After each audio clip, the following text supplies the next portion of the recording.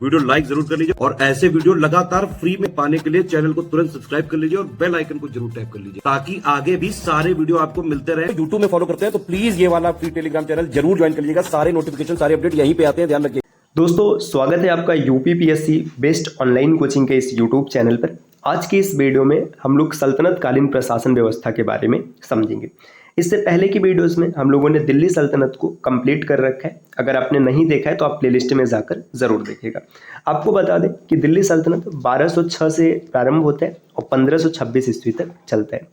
दिल्ली सल्तनत का जो अंतिम शासक होता है वो इब्राहिम लोदी होता है। इब्राहिम लोदी और बाबर के बीच पानीपत का युद्ध होता है जिसमें इब्राहिम लोदी परास्त होता है और दिल्ली सल्तनत समाप्त हो जाता है और इसके बाद मुगल सत्ता स्थापित होती है जो 1526 से शुरू होकर के जब तक ब्रिटिशर्स भारत में नहीं आ जाते हैं तब तक चलता है।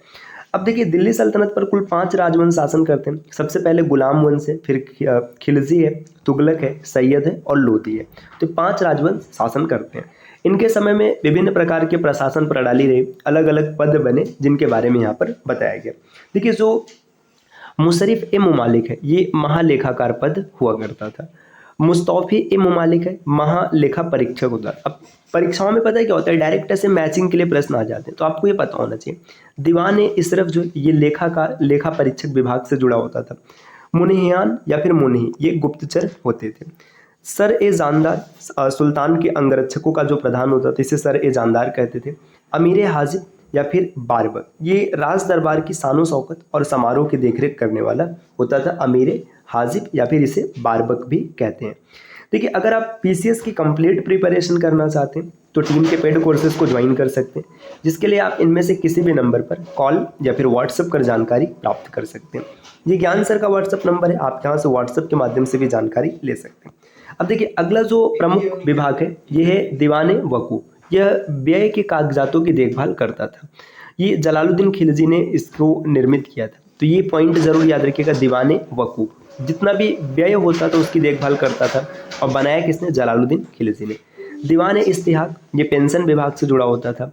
दीवान अर्ज या फिर रावत अर्ज ये सैन्य विभाग था। इसका प्रमुख अधिकारी जो होता था आरिज मुमालिक कहलाता था। मुगल काल में यही दीवान अर्ज मीर बख्शी कहलाया। देखिए जो दीवान अर्ज या दीवान आरिस था इसी को बाद में मुगल काल में मीर बख्शी का नाम दिया गया। दीवान इंसा यह शाही सचिवालय था जिसका प्रधान दबीर मुमालिक या फिर अमीर मुंशी हुआ करता था। दीवान रियासत ये धार्मिक मुद्दों से संबंधित होता था। दीवान रियासत काजी ए लश्कर सेना में कार्यरत न्यायाधीश। तो जो काजी ए लश्कर होता था सेना में कार्यरत जो न्यायाधीश होते थे उन्हें काजी ए लश्कर कहा जाता था। देखिए आगे अमीर ए आकुर। तो ये पद आपने कई बार देखा होगा। जो घुड़साला प्रमुख होते थे, अश्वाधीक्षक मतलब अश्व मतलब घोड़ा और अधीक्षक मतलब उसके प्रमुख, उसे अमीर ए आकुर कहते हैं। चश्नीगिर शाही रसोई का प्रबंधक करता है। बहलादार व्यक्तिगत हिसाब किताब देखने वाले को बहलादार कहते थे। सहना-ए बारगाह ये दरबार का निरीक्षक होता था, इसे सहना-ए बारगाह कहते थे। देखिए सुल्तान ये केंद्रीय प्रशासन का प्रमुख, सुल्तान या फिर जो राजा होता था उसी को सुल्तान कहते थे। तो केंद्रीय शासन का प्रमुख होता था। मजलिस से खलवत ये मंत्री परिषद को मजलिस से खलवत कहते थे। आगे यहाँ पर देखिए मजलिस से खास ये बैठक का स्थान जो होता था इसे मजलिस से खास कहते थे। यहाँ पर अगला पद है नायब ए ममालिकात जिसे कि नायब भी कहते थे। सुल्तान बहराम शाह ने इस पद का सृजन किया था। तो नायब पद या फिर नायब ए मुमलिकात या ममालिकात इसको बनाया था बहराम शाह ने, जिस पर पहली नियुक्ति ऐतगीन की हुई थी। नायब का पद सुल्तान के बाद माना जाता है और वजीर से भी श्रेष्ठ समझा जाता था। मतलब सुल्तान के बाद नायब। वकील दर ये राज परिवार विभाग से संबंधित अधिकारी था। तो वकील दर राज परिवार से जुड़ा अधिकारी होता था।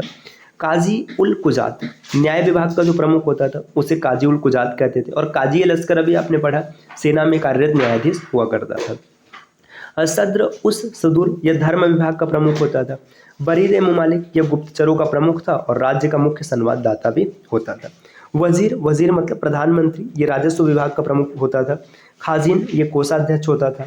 अमीर मजलिस शाही उत्सव जो होते थे उसके प्रबंधक करने वाले को अमीर मजलिस कहते थे।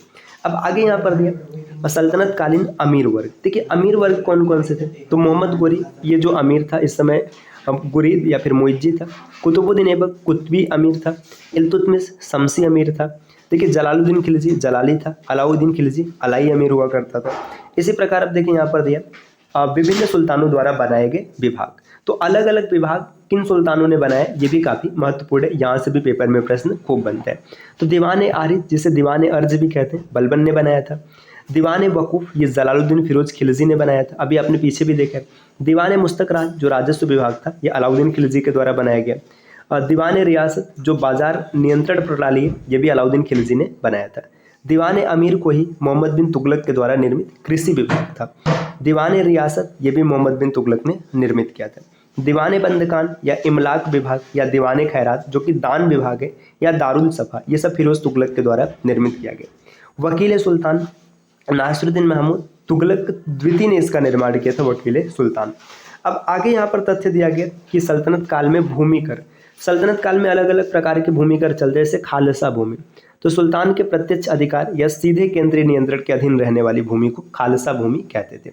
सुल्तान की निजी आय इमलाक या फिर खालिसा होती थी, मतलब जो भूमि सुल्तान के सीधा अधिकार में होती थी उसे खालसा भूमि कहते थे। आगे दिया उसरी भूमि, इस भूमि का मालिक तुर्की मुसलमान होते थे। जो उसरी भूमि है इसके मालिक कौन होते थे? तुर्की मुसलमान। नेक्स्ट है खराजी भूमि, यह गैर मुसलमान मतलब हिंदुओं के अधिकार में रहने वाली भूमि थी। यहाँ से उपज का 20% भू राजस्व लिया जाता था। तो जो खराजी भूमि है ये जो गैर मुस्लिम हुआ करते थे उनके अधीन में जो भूमि है उसे खराजी भूमि कहते थे। रडाका भूमि हिंदू सुल्तानों के अधीनस्थ हिंदू शासकों के अधिकार में रहने वाली भूमि को रडाका कहते थे। देखिए रडाका हिंदू शासक के अधीन रहता था और खालसा मुस्लिम शासकों के अधीन रहता था, मतलब सुल्तान के अधीन रहता था। मदद ए मास भूमि, दान के रूप में जो भूमि दी जाती तो उसे मदद ए मास कहते थे। आगे अब यहाँ पर विभिन्न प्रकार के सैन्य संगठन है जो दिल्ली सल्तनत में चलते थे। सवार ए कल्ब यह केंद्रीय सेना थी जो सुल्तान के प्रत्यक्ष नियंत्रण में रहती थी। इसे हस्म ए कल्ब या कल्ब ए सुल्तानी भी कहा जाता था। इसी में से निर्मित एक नए वर्ग का नाम बंदगान ए खास या खादम ए खास रखा गया।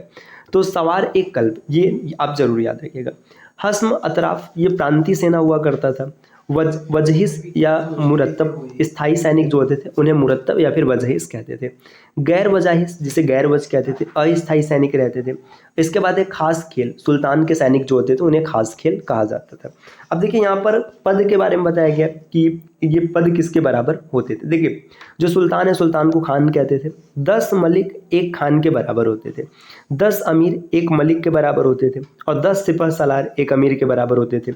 10 सरखेल एक सिपह सलार के बराबर होता था और 10 सिपाही एक सरे खेल के बराबर होता था। तो ये सब तथ्य आपको रटने पड़ेंगे, इसके अलावा अब और कोई विकल्प नहीं है क्योंकि डायरेक्ट पेपर में प्रश्न बनते हैं। तो प्रमुख कारखाने, देखिए कारखानों को देख लेते हैं। देखिए रिकाब खाना ये घोड़े की जीन से संबंधित होता था। नफर ऊँटों का कारखाना होता था। पील मतलब हाथी होता है तो आप आराम से बना लेंगे गजशाला। पाएगा ये अश्वशाला। जगर खाना तो जरगर खाना आभूषण से संबंधित होता था। आबदार खाना जल का प्रबंधन से संबंधित था। कूर खाना शाही शस्त्रागार होता था। अमल खाना पताकाओं से संबंधित था और जामदार खाना वस्त्रों से संबंधित। तो ये सब तथ्य आप याद कर लीजिएगा। अब अगली वीडियो में हम लोग देखेंगे करों की दर और उनके प्रकार। ये छोटी क्लास इसलिए रखते हैं ताकि आप चीज़ों को याद कर पाए, तथ्यों को रट पाए। जब रटने वाला तथ्य होता है तो थोड़ा सा वहाँ पर ज़्यादा समय लगता है। तो ये छोटी सी क्लास आपको कैसी लगी कमेंट करके ज़रूर बताइएगा। और साथियों अगर आप यूपीपीसीएस या फिर आरओ की कंप्लीट प्रिपरेशन करना चाहते हैं तो आप इनमें से किसी भी नंबर पर कॉल या फिर व्हाट्सएप कर जानकारी प्राप्त कर सकते हैं। ये ज्ञान सर का व्हाट्सएप नंबर है, आप यहाँ से व्हाट्सएप के माध्यम से भी जानकारी ले सकते हैं। मिलते हैं आपसे नेक्स्ट वीडियो में, तब तक के लिए नमस्कार।